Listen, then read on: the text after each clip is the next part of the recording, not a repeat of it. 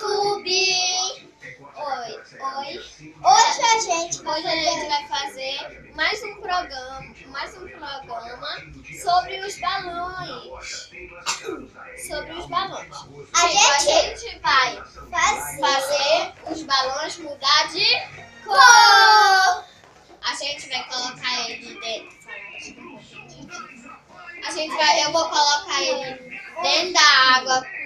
Eu vou colocar uma roupa rosa e ela vai colocar uma roupa ou vai colocar uma tinta rosa. Aí a gente vai colocar lá dentro, vai deixar um pouquinho e quando a gente for buscar, a gente vai deixar rosa. Aí a gente vai bater uma foto e vai mostrar um antes e o depois. A gente vai lá.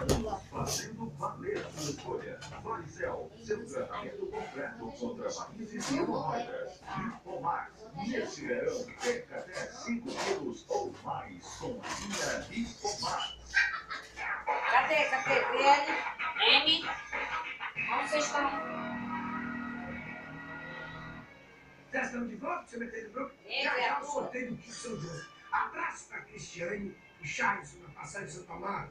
Casa Gonçalves. Gonçalves, quando for assim naquele médico, espera a tua vez. Ai, mulher, tu quer, né? O Gonçalves, meu filho, não. Se particular dá problema de não inocência. Patrícia, ligados metendo no grupo. E a gente vai lá botando eles lá, distraindo eles. Bora deixar eles. Patrícia, grande abraço. Patrícia, um abraço de paz do teu irmão. Sim. Olha só.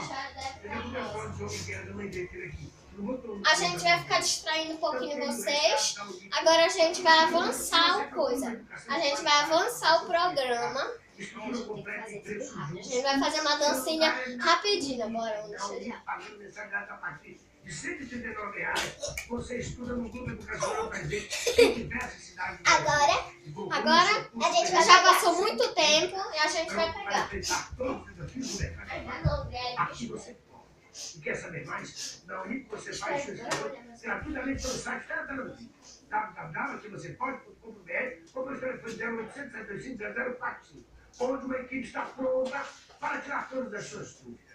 E o melhor, a partir desse semestre, a Unip oferece o nome... Tá aqui, olha, tcharam! Eles ficaram rosa. Isso aqui é relacionador, é? Viu? Ó, tá até um pouquinho molhado.